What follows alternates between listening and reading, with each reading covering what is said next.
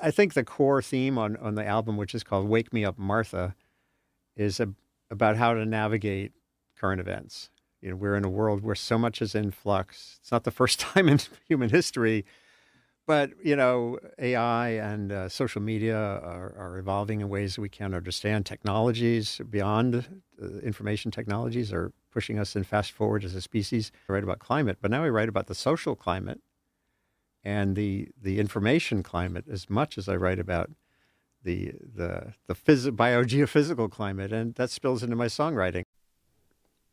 Hey everyone, Andy Revkin here.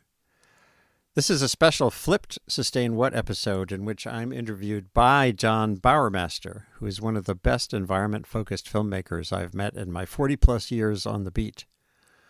John also hosts Green Radio Hour, a conversation series that runs on Radio Kingston back in my old stomping grounds in the Hudson Valley. John invited me on to talk about my songwriting side, given that I'm releasing my first album in a dozen years, called Wake Me Up, Martha. But we also explored challenges and solutions facing anyone using any storytelling to make progress on tough sustainability challenges. Thanks, John and Radio Kingston, for giving me permission to post the episode here on Sustain What. Now is not the time to be silent, right? Right?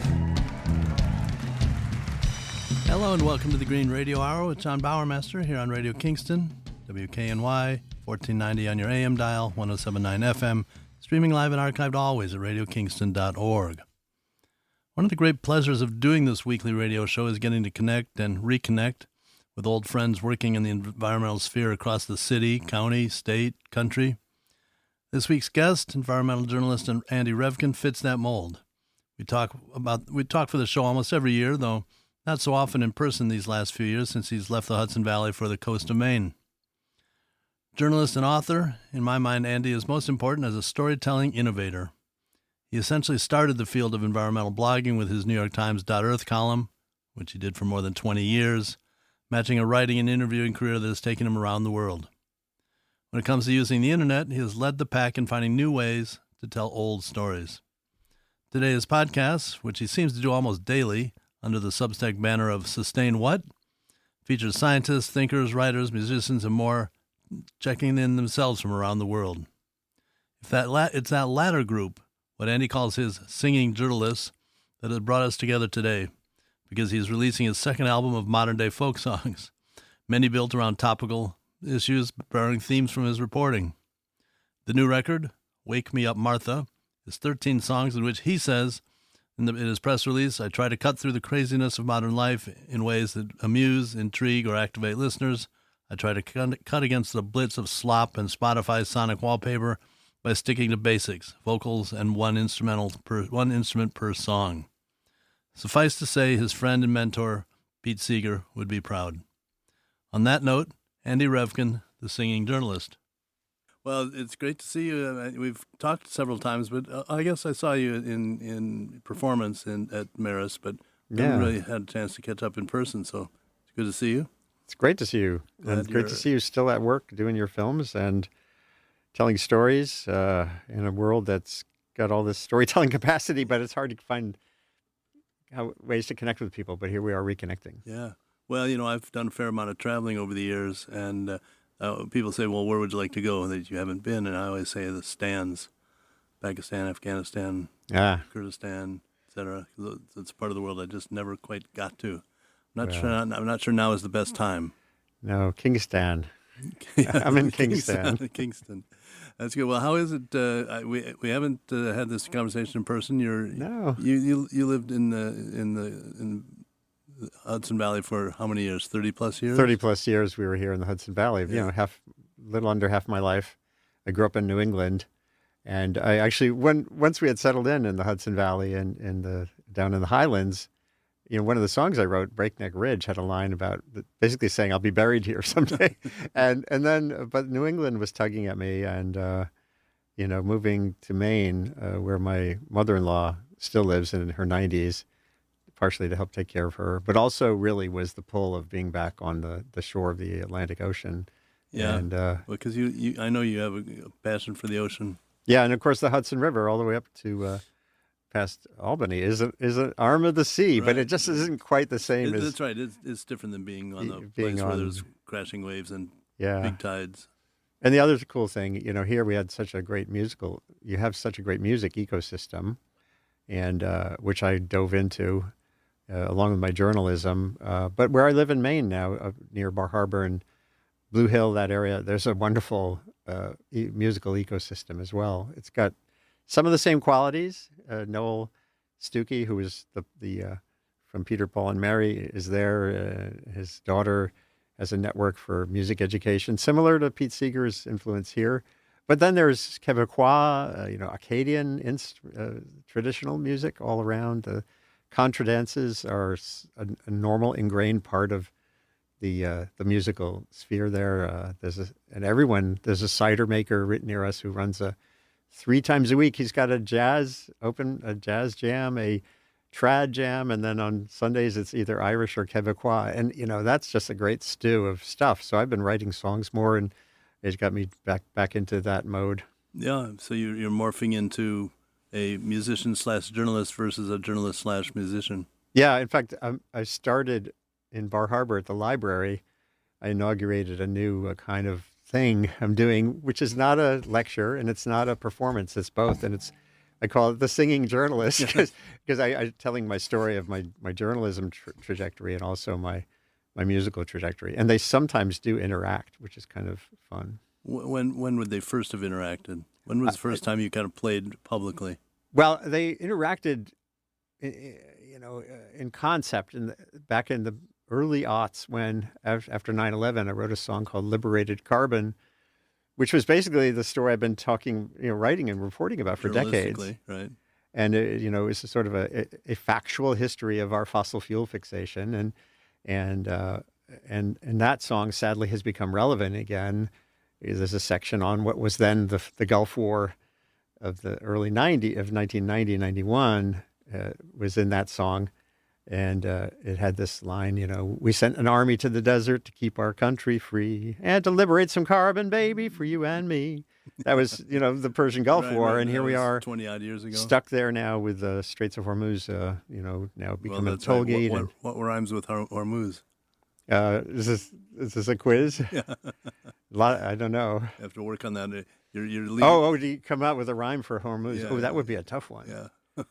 So anyway, the music, and then also I wrote a song about Arlington National Cemetery running out of room, which I learned when I was down in D.C. On assignment for the New York Times. I was on the Metro, and a family got on at the Arlington stop, and they happened to mention in passing that they had heard from the preacher at their ceremony that the Arlington Cemetery is running out of room. And it stuck in my head. As a journalist, I thought, that's a story. It's not directly on my beat, but it was about real estate, and it turned out a Baltimore Sun reporter had written a really powerful story about that issue at Arlington, and I started looking into it. The history of that cemetery is really dark. We took Robert E. Lee's land away from him, his farm outside of D.C., and began planting. Turned it into national cemetery. Private William Chrisman was the first one we laid down. Now there are 250,000 in that hallowed ground. It became a song instead of a story. Yikes. And Pete Seeger helped me tweak the lyrics, and Dar Williams ended up singing a duet with me on that song on my first album. And again, that one is relevant because we have people dying in the armed forces again. Yet again, yeah. Well, I want to talk to you about journalism. I want to talk to you about a little bit about politics and about the coast of Maine. But I'm obviously particularly curious about this new. Do we call them albums, records? I think of it as an album because it's a collection of things. I don't call it a record so much. Yeah. I mean, it's a recording. Yeah. Right. And I actually did make a physical CD. They're coming out late in April. Only a couple hundred copies to hand to DJs and maybe to a few people who. But I think the core theme on the album, which is called "Wake Me Up, Martha," is about how to navigate current events.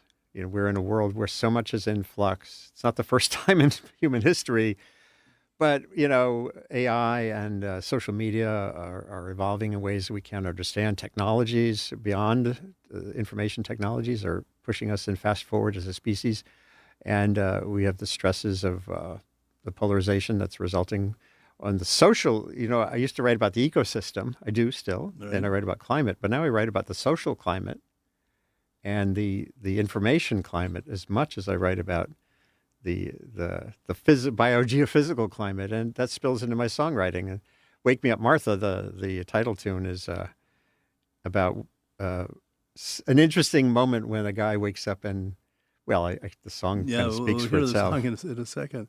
But you've always been kind of on the cutting edge of technology and storytelling, and now you're morphing slowly into environmental storytelling and in the form of music. I'm always looking for new ways to tell environmental stories. Right. I think we as journalists reporting on the environment have gotten a little bit in a rut. Yeah. We keep telling the stories the same way, and we stand back and nothing changes. And but that's a story in itself. You just have to start to dig in on the system and ask, well, why doesn't storytelling always or even ever matter? I think sometimes it does matter.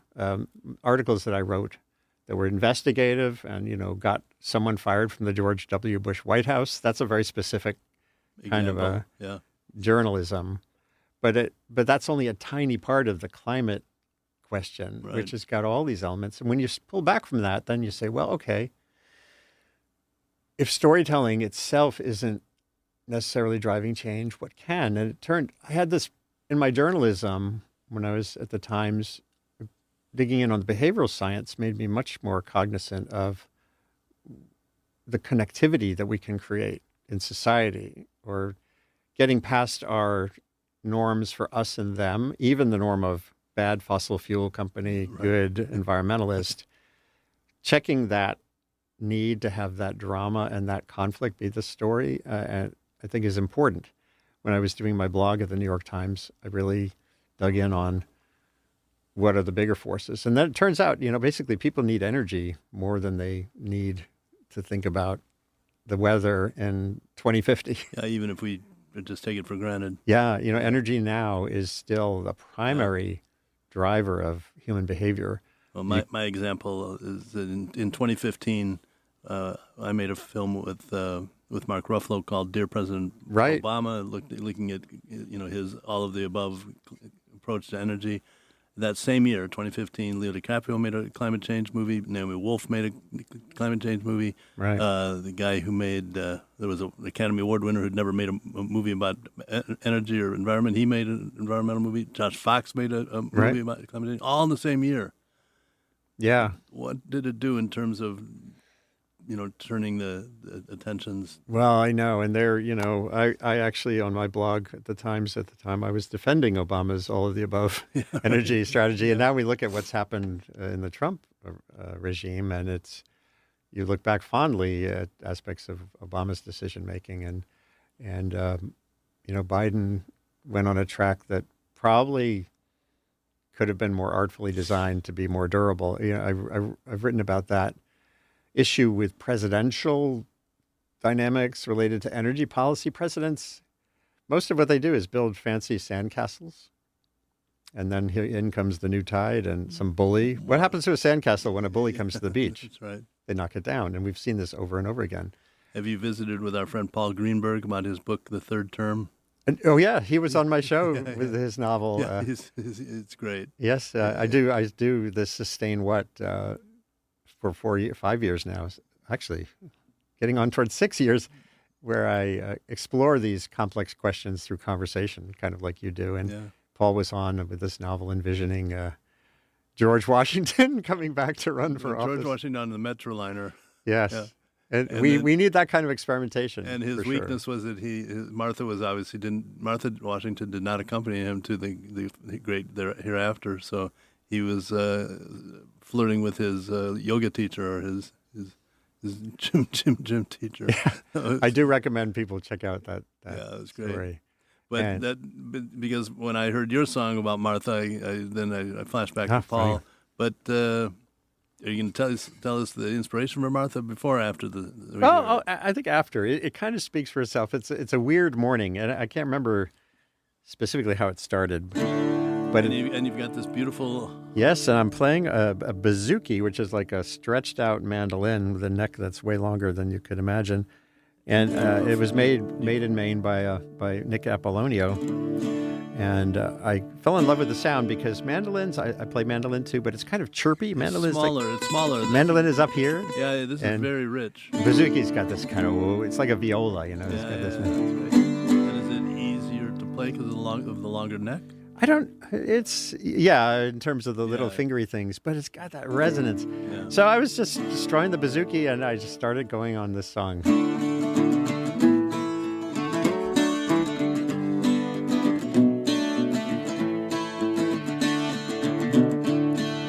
When I woke this morning, seemed like any day. Downed my coffee, fed the dog, and munched my PBJ. But things got weird in a hurry as I scrolled on through the news. The deeper that I dug and read, the more I was confused. Pundits weren't yelling, even swear that some agreed. Armies weren't bombing, all I saw was harmony. Oceans weren't boiling, ripe fruit in every tree. Just so weird that, here I go, forgetting a line. Let me do that again. Oceans weren't boiling, ripe fruit in every tree. There's just no way on planet Earth this is reality. Wake me up, Martha, get me out of this dream. Wake me up, Martha, this can't be what it seems. Wake me up, Martha, this must be fake news. Please wake me up, you know good times give me the blues.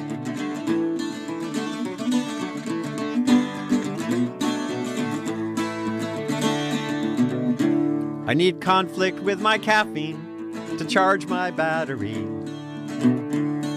Without the tug of us and them, then who the hell are we? The naked ape within us evolved to fight or flee. I've got to say, there's just no way this is reality. Wake me up, Martha, get me out of this dream. Wake me up, Martha, this can't be what it seems. Wake me up, Martha, this must be fake news. Please wake me up, you know good times give me the blues.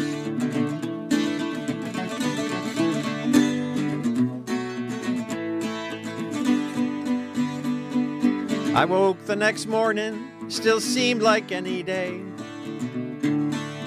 Down my coffee, fed the dog, and munched my PBJ. But I threw my phone in the corner as I walked out the front door. Figured maybe just this time I'd see what life is for. I checked in with a neighbor, she thanked me for my time. Debated with the barber, but we got along just fine.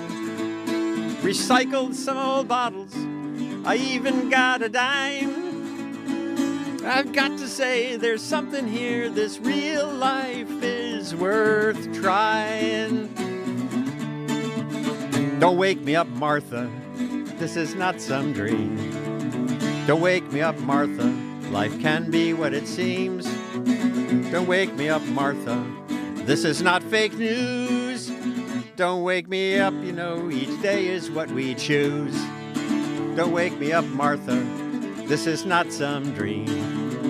Don't wake me up, Martha, life can be what it seems. Don't wake me up, Martha, this is not fake news. Don't wake me up, you know, each day is what we choose. Don't wake me up, you know, each day is what we choose. Don't wake me up, you know, each day is what we choose. Don't wake me up, you know, each day is what we choose.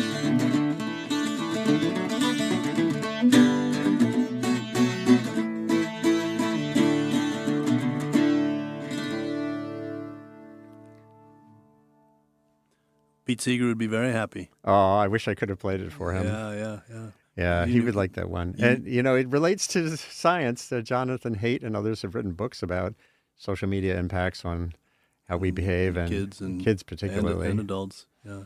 And I just thought, I've been paying a lot of attention to the role of community building. And I have other songs on the album that relate to the same theme. Life is a Band is one of my favorites, which is about, in Maine, there are these weekly potluck jamborees at a local place in Ellsworth, where people of all ages, like there's teenagers and 85-year-olds who come together and just play a bunch of random songs that each one throws into the arena as a potluck. On a specific day, or it's every Monday at this little Conscious Cafe in Ellsworth. And what I love about it, and it's built a community. It becomes a self-sustaining little ecosystem, and it could happen anywhere. All you need is a hangout. In this case, it's a little vest pocket cafe and the first floor of a yoga studio, but it could be, a cafe down any street or a living room. Yeah. And people come together, create music through community, not worried about necessarily hitting every note correctly, but hitting every note socially correctly. And it's just a magical thing. Have you traveled in Newfoundland at all? No, that's still on my to-do list. They have these great, what they call kitchen parties. Yeah. Well, this is called the kitchen junket. Okay, but everybody can do something. Bingo. They play an instrument or sing or whatever, and as you say, doesn't really matter the quality as much as the enthusiasm. Yeah, and what happens is it works in two different directions. Community makes music, and music makes community, right. And that can cut across. My other brush with it has been in Louisiana. Yeah. Where when I have worked there, we stay in a little town called Brobridge. There's a very famous cafe in Brobridge called the Un Deux Trois. And at 8 o'clock, 9 o'clock on Saturday mornings, the place is packed. Wow. Packed. And it's a bar or restaurant. So people come and they have a little bite, but they're not coming to drink, but they're coming to dance. Yeah. And a band will show up and play for, a couple hours. And then those players in that band will be off for, another 12 hours ahead of playing all over Louisiana. So that's so great. Yeah. And we have that here in the Hudson Valley. Oh my gosh. Yeah. Well, the Beacon Sloop Club is a great example. More of a monthly gathering, but it's, and there you mix in the sailing too, which is connecting to the water. But you do it on your Sustain What do we call it? Sustain What began as not a blog, or is it? Yeah, it is. I mean, on Substack, people call these things newsletters. Right. But have we just gone back to blogging? I think it's blogging. Yeah. I mean, sure, newsletters, Heather Cox Richardson, who's amazing, who's also in Maine. One of your neighbors. Yeah, she writes a real newsletter. Is a letter to America from an American every day. Yeah, and she also does her interactive live YouTube things, and that's great. When I was at the New York Times, I fell in love with blogging because it's a conversation with readers, and it's not me telling a story. It's us generating give and take. You're generating a picture of an issue that has more than one dimension. Right. You as a journalist, I as a journalist, you have your frame of reference when you're making a film. I have my frame of reference. I'm thinking, and when you open that up so that it's a community conversation, then it's a better picture of complicated questions. And how do we solve global warming is the wrong frame for that issue. It's not a problem/solution kind of a thing. Yeah. It's a systemic phenomenon related to the human journey on the planet. So the more conversations you have, the more diversity you have, the better. And what I say to people about Sustain What is by naming my entity, my blog and my webcast, a question. Which you get through Substack. Well, the main tool of journalists is the question mark. Right. And, there's whataboutism has got a bad rap because it used to be something, it was a term applied to people who were just trying to slow things down. Well, what about that? Well, you say this, but what about that? But journalistic questions, if you do it right, it's really getting to the core of a problem. You say, well, how much global warming is too much? And they say, well, I think it should be 2 degrees. And you say, well, but where on the planet? And which goes back to the title of your Substack. Yeah, and who is most effective? So I say, sustain what for whom? Yeah, right. How? Right. You could solve global warming right now with massive build out of nuclear power plants. It would take 10 years. that's not your solution, Right. and it's not my solution. There'll be a role for nuclear power. Some middle ground there. So I just sustain what is a way to just convey to readers and listeners, and that let's talk about this, and convene experts with different disciplines and have them talk to each other. We mentioned our mutual friend John Lipscomb. I'm out on the road showing a new film that features him, and he has a great line in there. He said, "People ask me all the time, how's the river?" He said, "Well, it depends who you are. Right. If you're a human, it's actually gotten improved over the last 20, 30 years. Right. If you're a fish, things are not looking so good. If you're a shad. If you're a shad, you're bumming out." And then that's a perfect example, because what's the problem with shad? It's mostly not in the river. It's mostly out in the ocean. sea. Yeah. And then you say, well, where is that coming from? And you say, well, it's this kind of vessel. And you say, well, what are the regulations that are creating that issue? Yeah. And then you start to get toward solutions. One thing because I've done I started like you as a print journalist, and I've morphed into making movies as a way to share the same stories. My issue, you've surmounted this, but most have not. My issue with journalism as we know it is there's very little echo. Right. I don't get much feedback. I write something, maybe somebody reads it, but we never engage. You've kind of solved that by being very open, and you. I mean, I don't know how you do it, to be honest. Some kind of Energizer bunnies, plural, running around your house, setting this stuff up, because you have new shows on almost 5 days a week.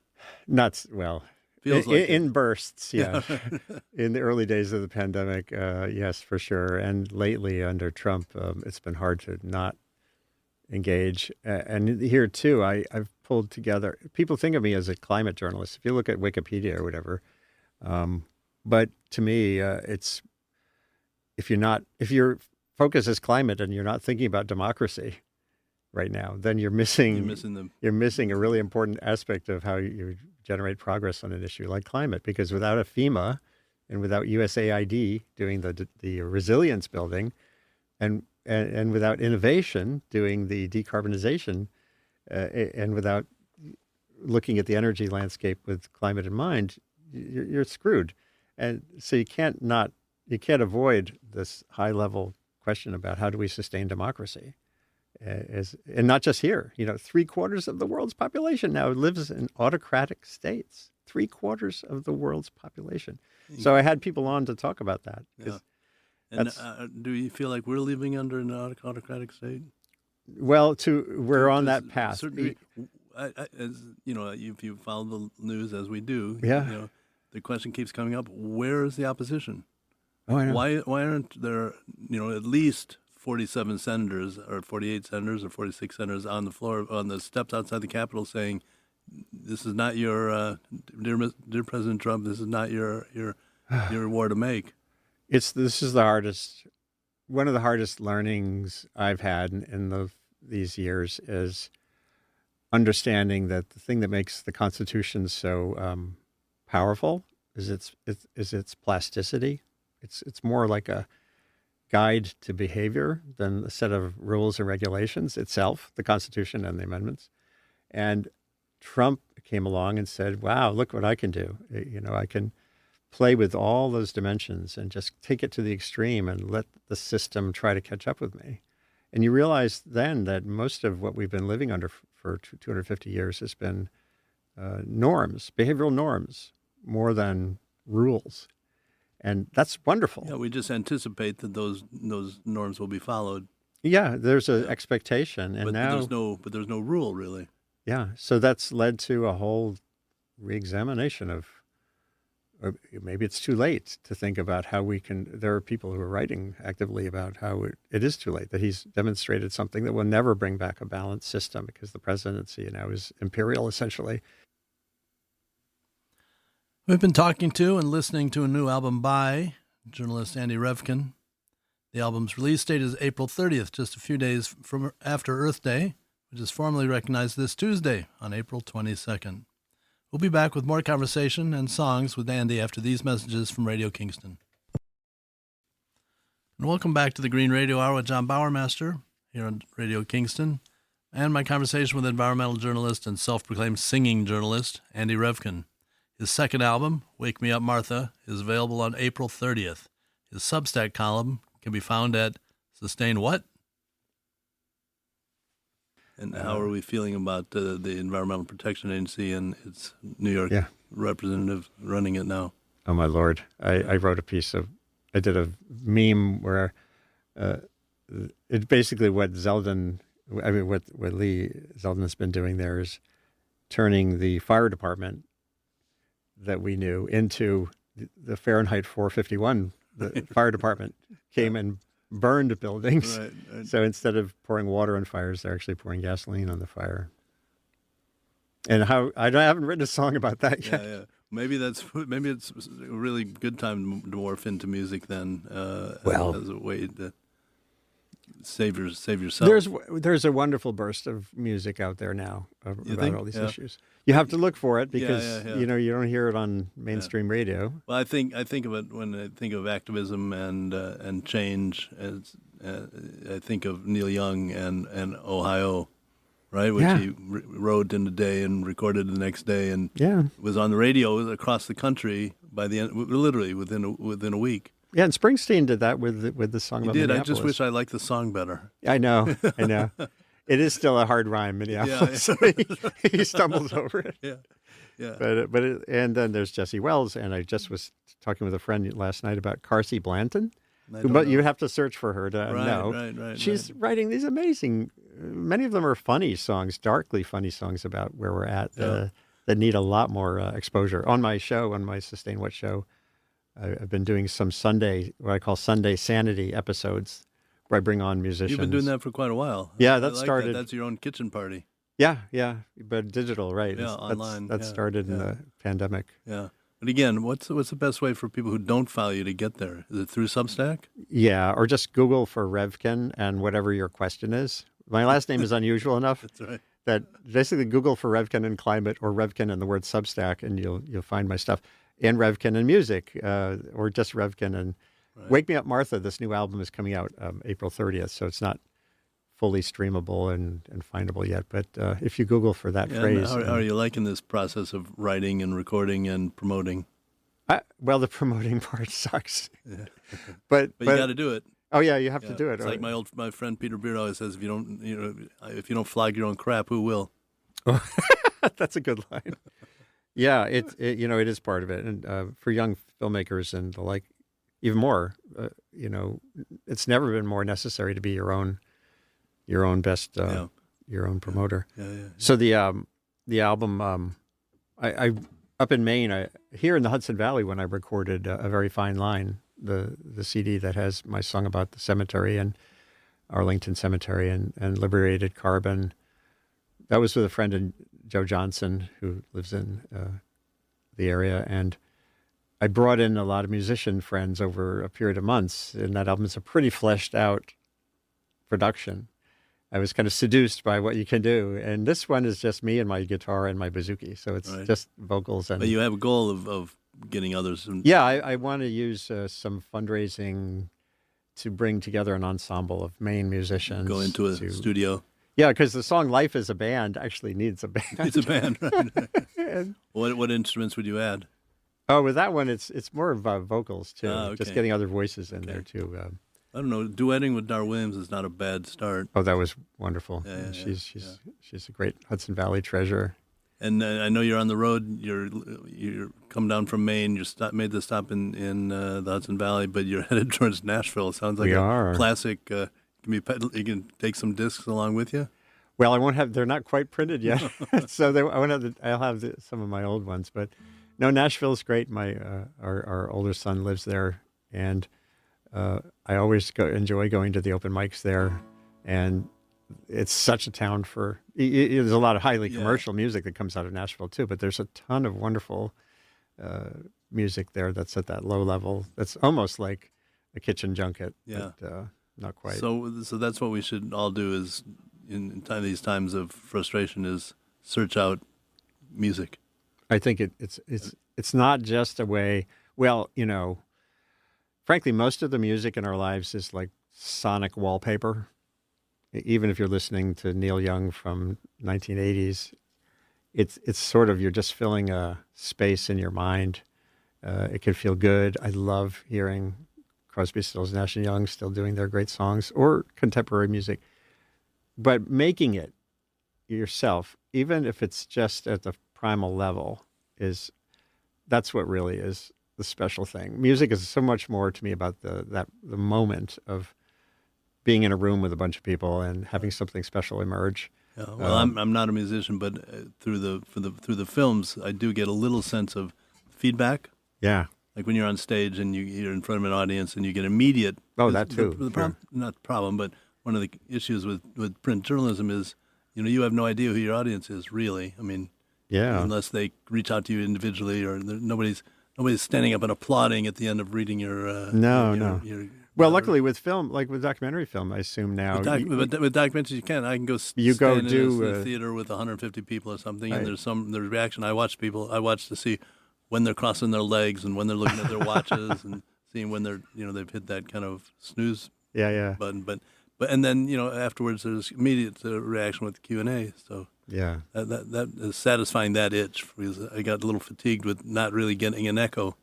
Right. Yeah. Well, I think you've gone through the same transition that journalism can go through, which is not just putting out the story and then going on to the next story, or putting out the film and going on to the next film, but actually using it as a tool where you're engaging with your audience. That's right, and that's in this new film, The Keeper. I think that's our goal, is to make it as an inspirational exchange as possible. For sure, yeah. That's wonderful. So another new song. Well, why don't I do "Life Is a Band," because it has a little bit of that same communitarian spirit. Communitarian, is that a word? It isn't actually a word. Yeah, it's one of those sociologist words. I like communitarian. What I like about Aryan words, it's kind of like it's a movement. You just add it on to everything. Community is a static word. Right. Communitarian means you value community, and this song is about community. And it's about songwriting, and so here we go.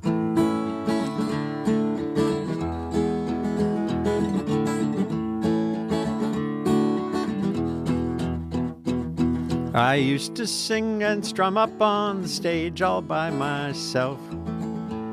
Some Dylan and John Prine mixed with some songs of mine. But something was not there, licks and lyrics were to spare. Customers drinking and scrolling and yapping, once in a while some scattered clapping. Then walking home from a sleepy gig, a fellow called my name. He said, I love the way you play, but there's a better game. Life is a band. No more playing on your own. Life is a band.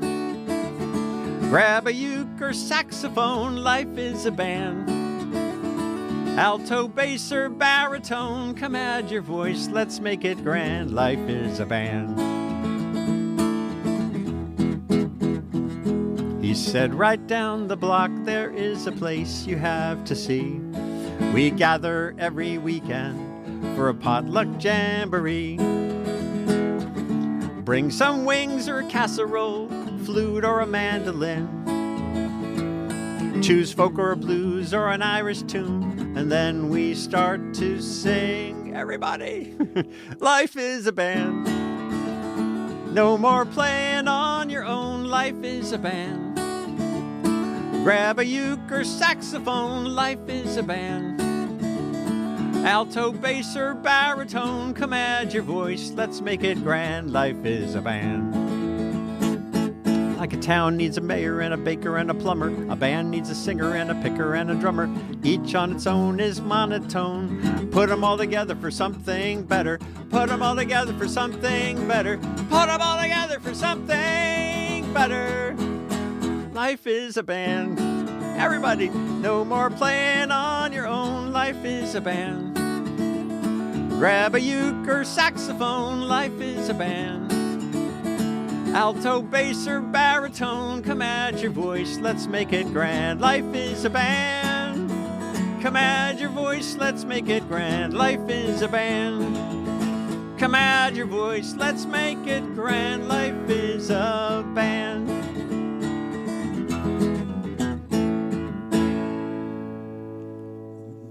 That would definitely require a echo. Totally. Yeah. And actually, it is a call and response. Yeah, exactly. That's where Pete Seeger would put his hand to his ear and say, your turn. So I need to do that. Yeah. But I think the song captures some of that same quality of coming together and how doable it is. Yeah. That's the thing that I hope people can think about. Well, how do you, I know that you spend a lot of time at your desk, obviously. Yeah. But when you're out with the community, what sense are you getting from people in regard to the environment?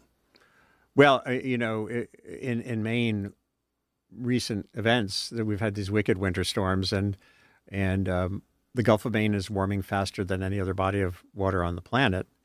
So the fishermen, lobstermen, lobster women, scallop farmers, they're all feeling these changes and threats to their livelihoods from the storm's impact on shorelines with rising seas.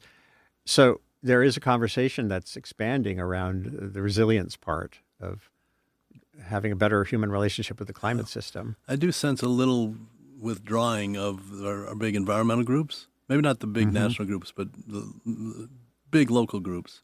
I think it's I'm on the board of a small environmental organization up there, A Climate to Thrive, and they happily, I love the way they framed themselves 10 years ago when they were formed, A Climate to Thrive. It's a positive, action-oriented message around energy change, access to affordable, clean energy, and around resilience. And when you break this climate crisis into those components, it's much more addressable in a diverse community. Maine is very red-blue. It's not purple, it's red and blue, bright red and bright blue. And I think there's a lesson there. Some of the big groups got so stuck on the climate emergency, has to be the thing that everyone agrees on. They can't rebound. That they're now flailing to a certain extent. Yeah. But I think the bigger groups locally, I think my analogy is that they used to kind of approach you with their arms open. Now everybody's kind of got their arms closed a little bit because our future is so uncertain. Right. That people are a little hesitant. They don't know quite which path to take. And in part, given this administration, it's in fear of sour recourse. Oh, yeah. Well, this is the authoritarian reality we live. Presidents control a lot of knobs. The Federal Communications Commission, FCC. The pressure on the corporate entities that run our communication, our media. Well, I mentioned to you, I was just in D.C. and I watched a film in a theater in the National Academy of Sciences. Beautiful, beautiful theater and building, but the building's closed. No funding. Yeah. I went to Antarctica this year for 3 weeks, and the most powerful image I brought back was of the ship, the cargo ship, the Nathaniel Palmer at the dock in Punta Arenas. It's the ship that traditionally carries scientists and materials to Antarctica for the season. And it's a dock in Punta Arenas. We don't know its future, but there's no funding for it. So that could last for 1 more year, 2 more years, 3 more years. No funding, or not no funding, but drastic cuts in funding to science in Antarctica. Yeah, the darkest aspect of what's unfolding is there'll be a very long shadow of the things that are unfolding now. Yeah. And some of that shadow is pretty subtle, like young people choosing different career paths because they can't go into science because there's no jobs. No jobs. Yeah. And that's we're living with the implications of what's happening now on the global level. Geopolitics as we knew it is broken, and now what emerges will be something new and could be very darkly different or not, depending on how other countries behave and the like. There's another song I did there's a couple of songs on the new album that are directly off of current events. Yeah. And there's an online songwriting workshop every February, and they put out prompts, something to think about and write a new song about, and you're supposed to turn around something in a day. And one of the prompts was time machine. I'm thinking, most of what I write about in journalism is about stuff that's happening. Obviously, global warming is you're projecting impacts into the future. But I hadn't really written a song that goes into the future. And I thought, okay, what's going to be the presidential election in 2044? And there's a reason. I'll tell you the reason after I sing the song. And the song is called Good News from 2044. Let's hear it.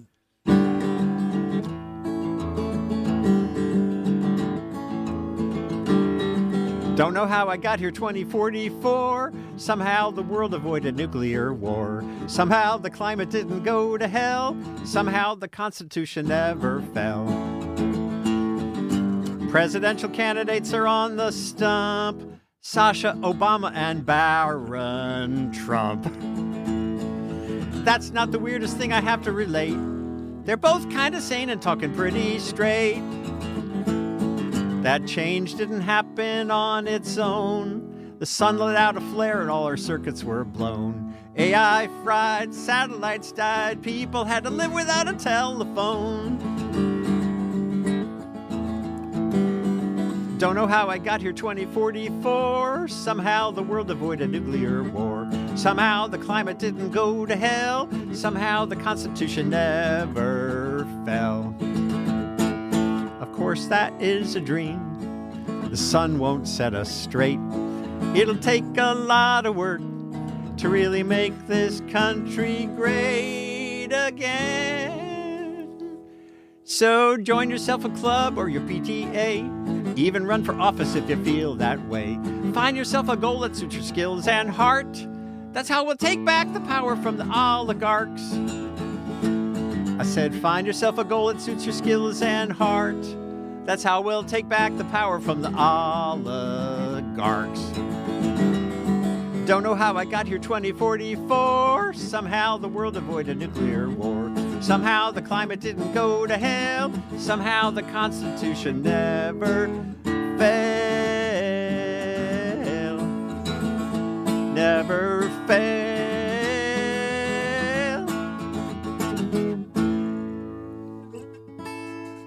Are you used to singing this early in the morning?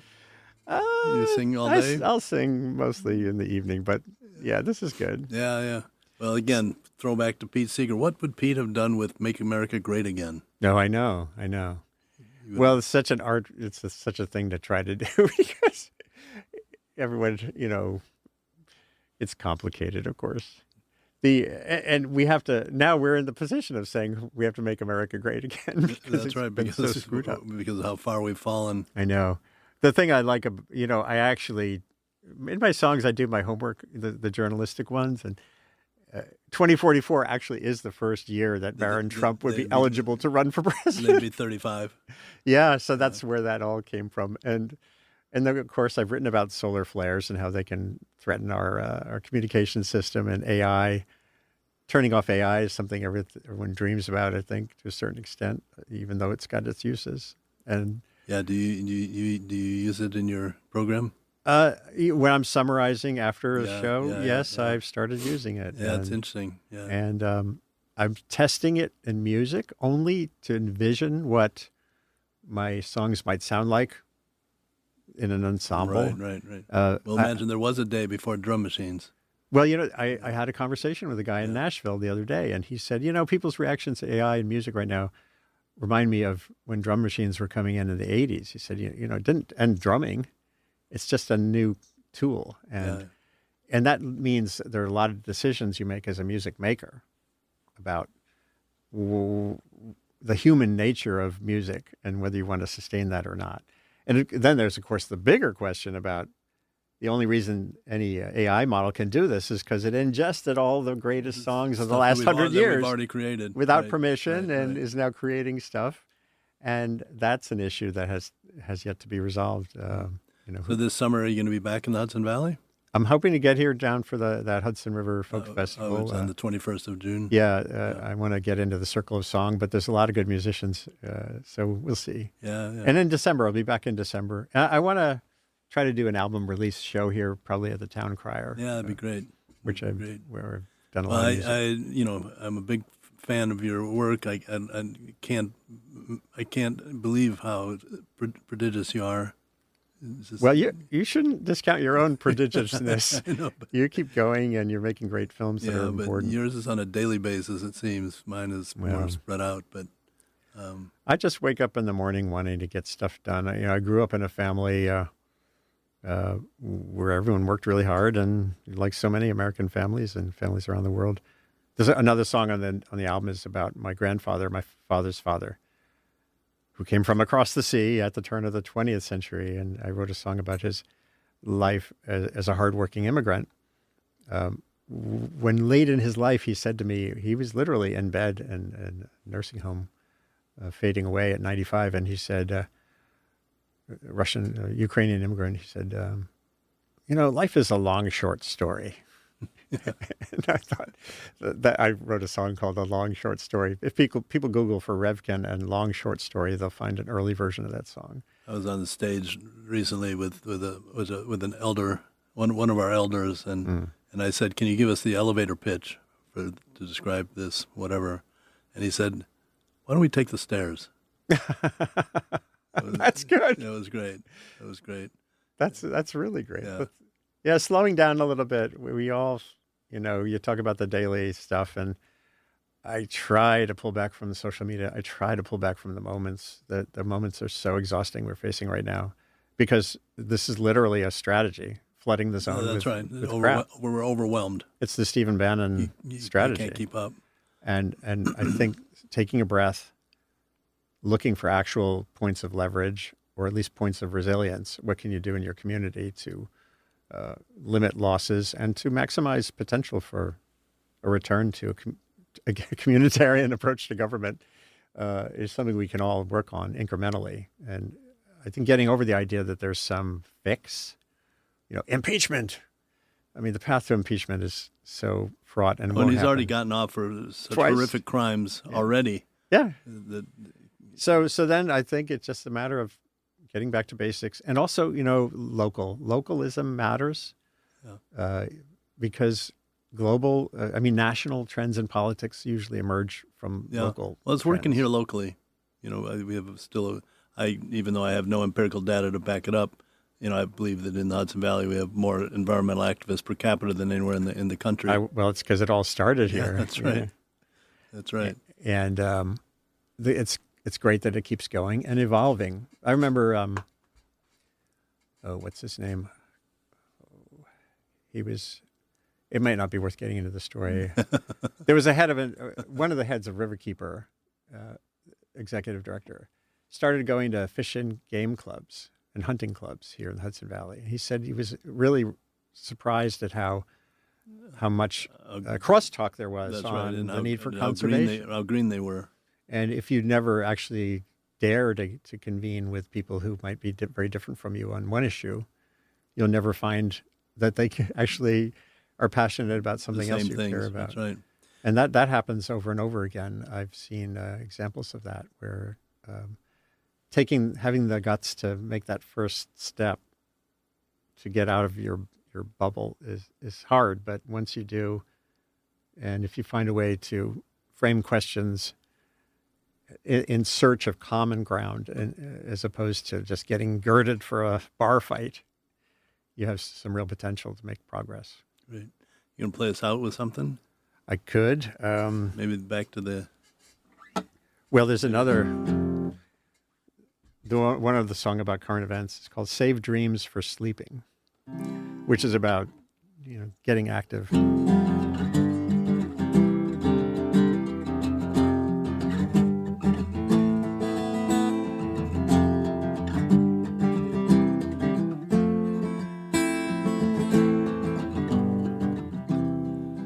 Yeah, as Andy Revkin plays us out here, I wanted to say big thanks for his conversation today. It's always fun, and it's great to hear the new music.